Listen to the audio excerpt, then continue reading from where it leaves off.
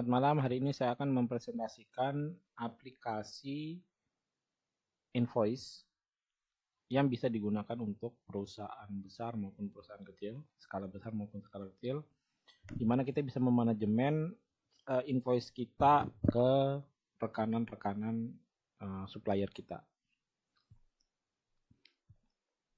Ya, di sini aplikasi ini berbasis Windows yang dapat berjalan di Windows 10, 11 ataupun Windows 7. Aplikasinya juga portable, berlisensi untuk satu komputer. Kalau mau lisensi banyak komputer juga bisa, tinggal nanti dimodifikasi sesuai dengan kebutuhan. Dan itu harus menghubungi kepada pihak penjual ya, penjual aplikasi ini yaitu saya sendiri. Oke, di sini ada file, ada menu file, ada menu data. Di dalam menu data ini ada perusahaan rekanan. Ada perusahaan rekanan ini adalah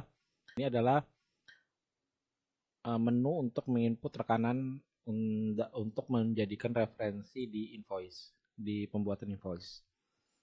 Kemudian di set perusahaan ini adalah kita men-set perusahaan, nama-nama perusahaan kita. Kemudian di layout invoice ini kita invoice layout yang standar. Jadi standarnya bawaan aplikasi ini memiliki 5 layout standar untuk invoice. Kemudian ada setting. Ini kita bisa mendelete, mengkosongkan data di sini. Ada kwitansi, kita bisa bikin kwitansi sederhana.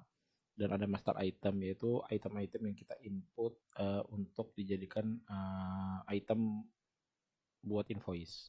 Di perusahaan rekanan ini kita bisa menginput data di sini. Kemudian di sini ada proses penginputan penanggung jawab, nama penanggung jawab, alamat, telepon, email, website. Di sini ada edit hapus, kita bisa edit data yang kita mau. Kemudian kita simpan juga. Ini contoh untuk menu inputan rekanan. Di saat perusahaan ini kita bisa input sesuai dengan kriteria dari perusahaan kita. Kemudian di sini juga ada layout invoice. Di layout invoice ini kita bisa men-set invoice yang kita mau. Ini contohnya. Ada beberapa invoice ya layoutnya. Nah, di sini ada set periode laporan. Jadi kita bisa set periode laporan untuk tampil di belakangnya ini. Tanggal berapa sampai tanggal berapa. Kemudian di sini ada setting. Setting ini untuk ngereset transaksi berarti menghapuskan. Kalau reset perusahaan rekanan ini akan menghapuskan semua data transaksi maupun data rekanan.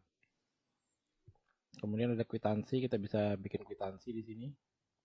Dan juga kita bisa cetak. Ini contoh kita cetak ya.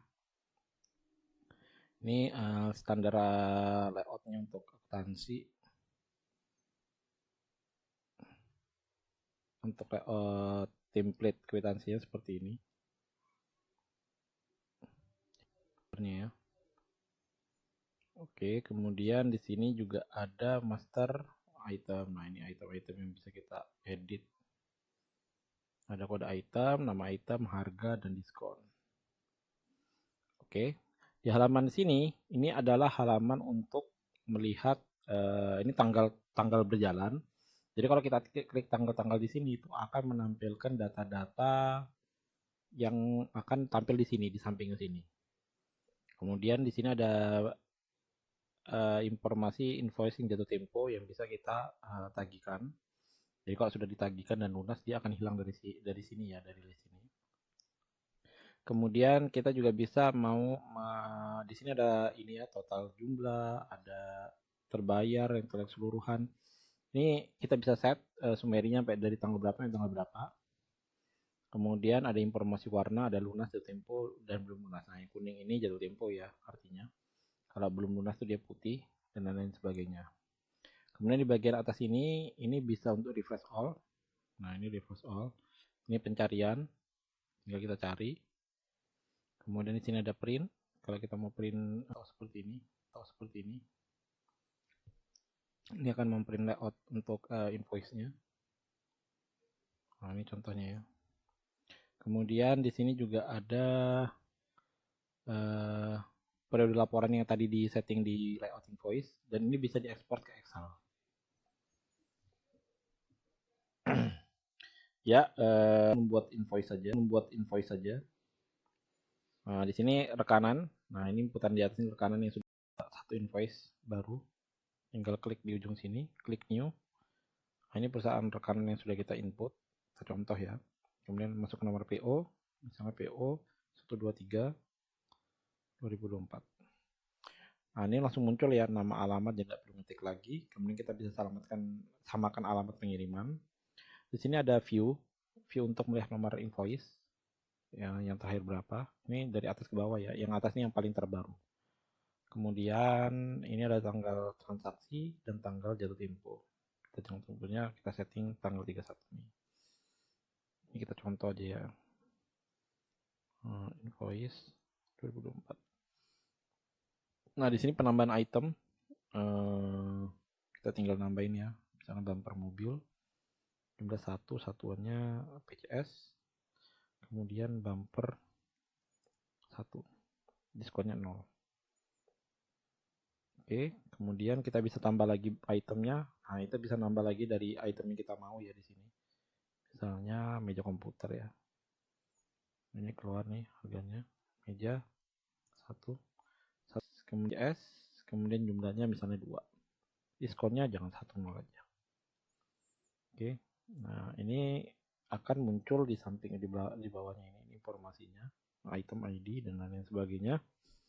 Kita bisa lihat ya, ada jumlah, harga, satuannya, kemudian di total di 2.500.000 kali 2 ya sekian. Kemudian di bawah sini ada total, kemudian ada PPN. Kalau PPN-nya kita kasih misalnya 11%, ya ini PPN-nya dan total keseluruhannya. Kemudian di sini ada pembayaran, tercatat pembayaran ini secara default terisi ketika kita mengisi set perusahaan kita ya, di menu set perusahaan tadi. Kemudian kalau kita mau melakukan proses editing bisa lewat sini, ini kita bisa edit atau ngedit ya terserah kita ya mau ngedit, misalnya ini dijadikan misalnya 3 lah ya. Nah, secara otomatis dia akan berubah nih. Seperti itu. Kemudian kotanya Samarinda 13 Mei 2024. Oke, tinggal kita simpan. Oke, berhasil. Nah, kita tinggal print. Nah, ini contoh hasilnya ya. Pakai layout yang ini yang sudah kita pilih tadi sebelumnya. Oke, sama ya. Kemudian kalau sudah ini kayak kita nampil nih transaksinya. Kita sebelah sana. Nah, itu ada sisa pembayaran 2 hari lagi jatuh temponya dibayar 0. Nah, ini bisa dibayar dengan cicilan. Jadi di aplikasi invoice ini kita bisa bayar cicilan pembayarannya. Kalau misalnya bayar cicilan, di sini ada menu pembayaran, tinggal klik, tinggal masukin misalnya pembayarannya 550.000 cicilan pertama. Simpan. Nah, nanti berkurang nih. Nah, seperti itu. Nah, kita lihat juga di sini akan berkurang. Ada pembayaran dan sorry, ini totalnya tetap sama, tapi di sini ada pembayarannya langsung masuk dia. Nah, kemudian kita bisa set nih, ini totalnya segini kita set. Nah, dia otomatis dia nambah. Seperti itu. Nah, kalau kita mau ngeprint tinggal klik, klik print lagi misalnya. Nah, kita bisa print ulang invoice yang kita tadi lihat ya. Dan kita tinggal cetak. Kemudian kita bisa bikin surat jalan. Nah, di sini ada surat jalan misalnya 01, jasa pengirimannya misalnya Tiki, supirnya Budi, plat nomornya misalnya B123 BB, telepon yang dihubunginya misalnya seperti ini. Kemudian kita masukin jangan terlambat. Simpan. Oke, cetak. Nah, ini cetak, ini standar layout untuk surat jalan ya. Nah, untuk layout surat jalan invoice itu bisa di custom, tapi sesuai dengan inputan aplikasi ini. Untuk custom ada biaya tambahan ya. Jadi saya bisa membuatkan format invoice seperti kebutuhannya, tapi ada biaya tambahan. Oke, kemudian bisa tadi cicilan sudah.